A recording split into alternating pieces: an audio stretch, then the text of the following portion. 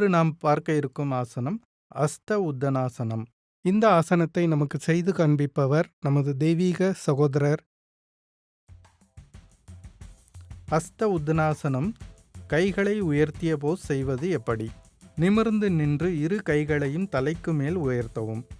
2 கைகளுக்கு இடையே தோள்பட்டை நீளம் இருக்கட்டும். சிறிய வளைவை உருவாக்க உடற்பகுதியை வளைத்து தலையை பின்னோக்கி வைக்கவும்.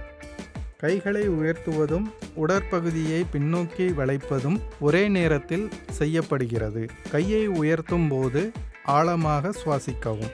சூரிய நமஸ்காரத்தின் ஒரு பகுதியாக செய்யும்போது இந்த ஆசனத்தை செய்யும்போது ஒரு மந்திரத்தை உச்சரிக்கலாம். அஸ்த உத்தனாசனம் 2வது போஸாகவும் 11வது போஸாகவும் செய்யப்படுகிறது. ஜபிக்க வேண்டிய மந்திரம் கீழே கொடுக்கப்பட்டுள்ளது. 2வது போஸின் போது ஓம் ரவையே நமக என்று உச்சரிக்கவும். பிரகாசிப்பவருக்கு வணக்கம் என்று பொருள். 11வது போஸின் போது ஓம் ஆர்காய நமக என்று உச்சரிக்கவும். புகழுக்கு உரியவருக்கு வணக்கம் என்று பொருள்.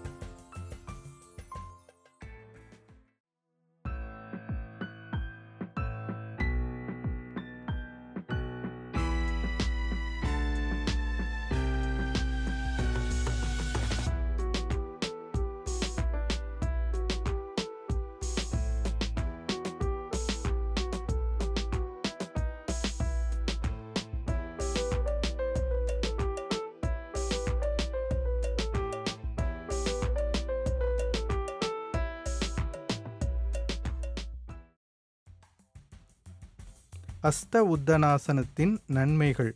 செரிமானத்தை மேம்படுத்துகிறது. இது வயிற்றின் தசைகளை நீட்டவும் தொனிக்கவும் செய்கிறது. இது மார்பு மற்றும் விலா எலும்புகளை விரிவுபடுத்துகிறது. இதன் விளைவாக ஆக்சிஜனை முழுமையாக உட்கொள்ளும் நுரையீரல் திறன் முழுமையாக பயன்படுத்தப்படுகிறது.